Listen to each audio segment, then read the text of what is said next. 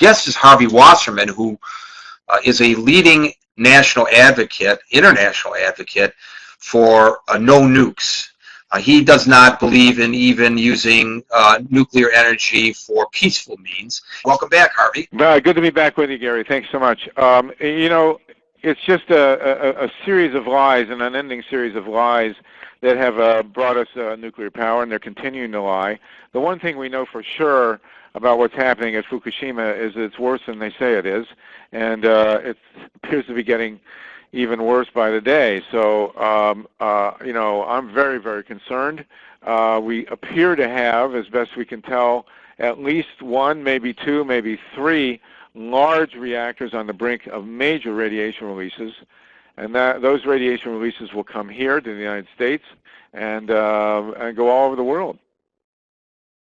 And I'm looking right now at the Canadian Weather Office, and it has there's an animated site that they have, satellite imagery, and the projected flow of the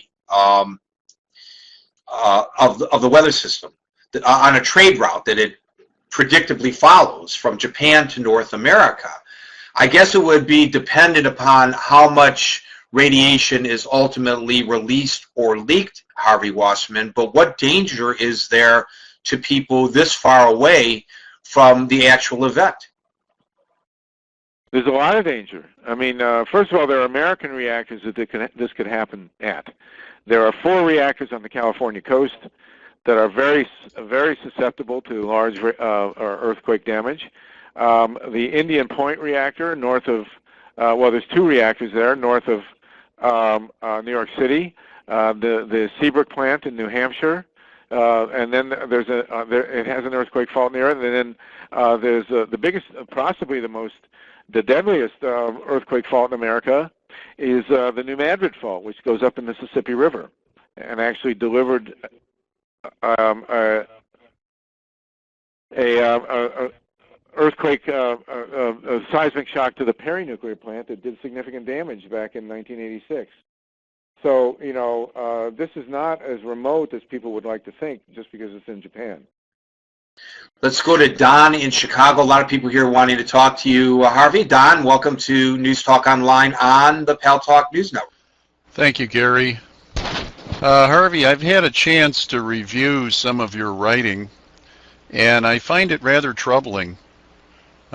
It's curious to me why you would be pushing for alternatives to nuclear power when nuclear power has saved thousands and thousands of lives in the United States.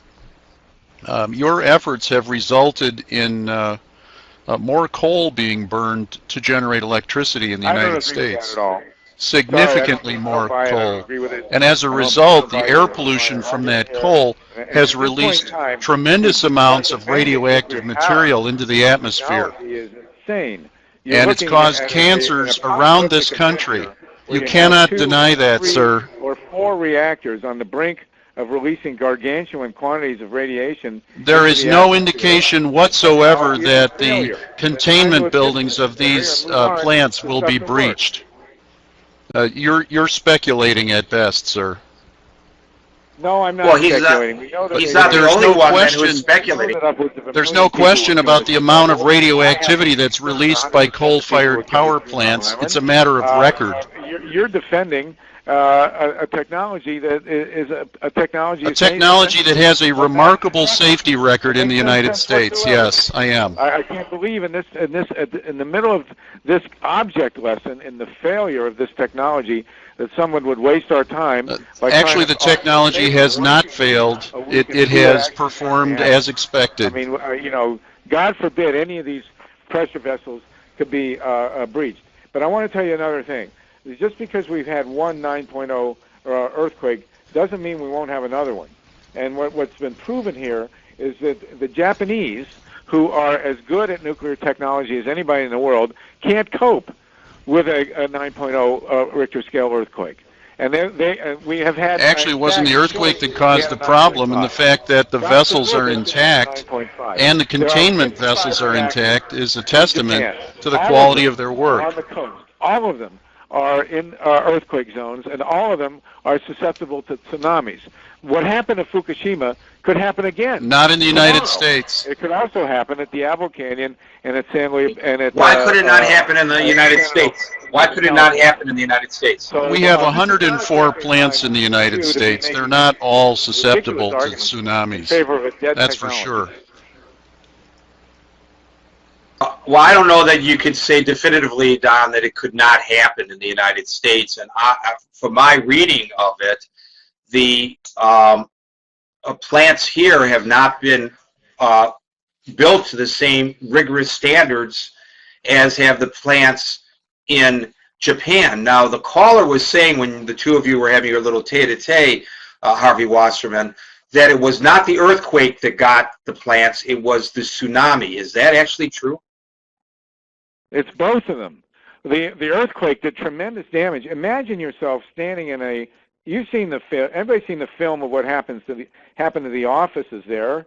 Imagine yourself trying to operate a nuclear plant in the middle of an earthquake like that. And certainly it damaged equipment. It weakened the foundations. It knocked out various aspects of the power plant operation. There's simply no doubt about that. Now, the tsunami came in and did serious damage to the backup power.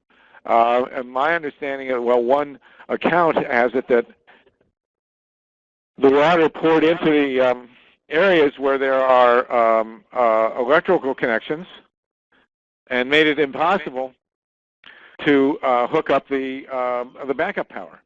And that's one of the reasons why we don't seem to be able to get use from the backup generators or the batteries. I would ask this question. Would you build a house in a floodplain? Some people do, but is that a prudent thing to do? I think not. And if we're going to allow for the building of nuclear plants, can we not all agree that it's not particularly prudent to build them in areas that are susceptible to earthquakes? It doesn't make sense to me. Anyways, that's, again, just my point, Harvey. Well, let's go to, it doesn't make sense, period. Let's go to, ahead, Harvey, I'm sorry. Go ahead. Nuclear power does not belong on planet Earth. Maybe it'll find a place on Jupiter or Saturn or some other solar system. But the ecosystems of planet Earth cannot sustain nuclear power, or certainly not with human beings on it. Let's put it that way. There will be creatures, cockroaches, dolphins, but not human beings.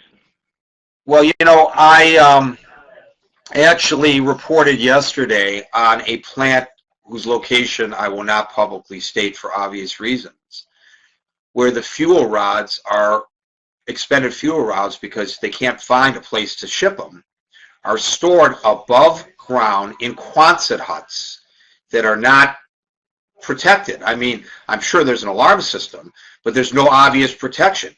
I mean, it's right off the road. And if you had, a good set of chain clippers, you could break open the fence and get there and explode the Quonset hut. I don't know what would happen then. I don't know whether it would immediately release radiation into the atmosphere, but it sure would worry me if I lived near there. Cassandra in the United Kingdom, welcome to News Talk Online on the Paltalk News Network. Thank you, Gary, and hello, Harvey. Yes, I too read your I too read your articles on the Paltalk website. I don't want to discuss whether it's nuclear power is right or wrong. I don't want to get into that discussion, but I would like you, with your knowledge and expertise, to tell me in what way are the nuclear power plants in the United States of a sufficient safety level that even though some of them are built on the San Andreas fault and in other areas that are very vulnerable, what safety measures have been applied to the to those that were not applied at the time that 3 Mile Island started and Chernobyl happened? Thank you. Well, nothing really has been built since Chernobyl. You know, the couple of plants have come online maybe that were stragglers. But this plant, of course, the Fukushima plant, one of them is very, very old. But we have 23 of them in the United States. And they've not been significantly upgraded. There are 55 reactors in Japan, and they're all with range of earthquake faults, and they're all susceptible to tsunamis. Now, we really only have 4 reactors in the United States that would appear to be susceptible to tsunamis, and they are on the California coast. But there's nothing to distinguish them from any other reactors. I mean, the improvements have been insignificant to this technology. Certainly not significant enough to allow it to withstand a 9.0 earthquake. That's for sure. In addition to writing for the Paltalk News Network site, you write for many others. If people want more information on your tracking of what's happening in Japan, what's the best website for them to go? Okay, there are two. We go to, thank you, Gary, for mentioning that, nukefree.org, nukefree.org, where I'm posting articles regularly from all over the world. A lot of video now up there. And my own website for a green-powered Earth, after you get all depressed at nukefree.org, you can go to solartopia.org and look at the possibilities for a green-powered Earth after we get rid of King Kong, which is coal, oil, nukes, and gas. Well, thanks for being with us, Harvey. You're very interesting, as always, both on the air and in your writing. And I know we'll have you back on. Unfortunately, we're going to have you back on. Not that we don't like you, but I mean, unfortunately, we're going to have you back on as this story continues to develop. There he goes, Harvey Wasserman from nukefree.org. Thank you, sir. Thanks for taking the time out. I know you had a lot of other calls. Let's stop. Don't think you can move away from these plants. They have to be shut down.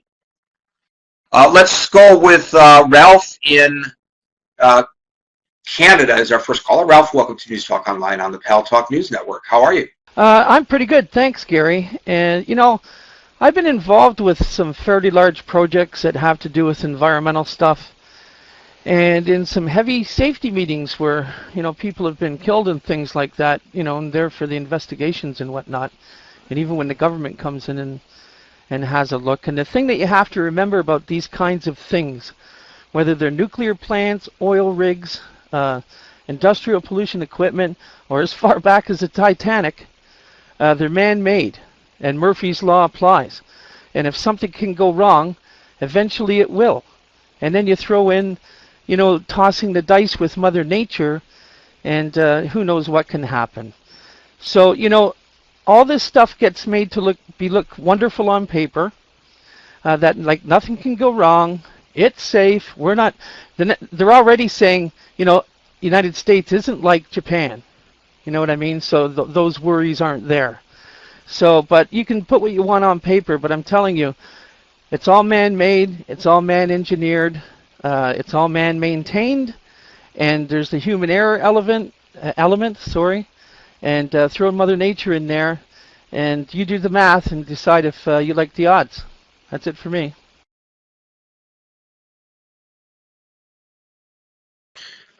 Well, you know, Ralph, it's going to hell in a handbasket really fast in Japan right now, and it's like a triple whammy. First, the earthquake, people were buried under the rubble, then the tsunami, now thousands, literally, of bodies that were swept out to sea are washing back onto the beaches. And if you want to know how these tidal waves, that's what a tsunami is a tidal wave, how devastating they can be. They plucked a guy from the debris of what was once his house, 9 miles offshore, still alive. 9 miles offshore.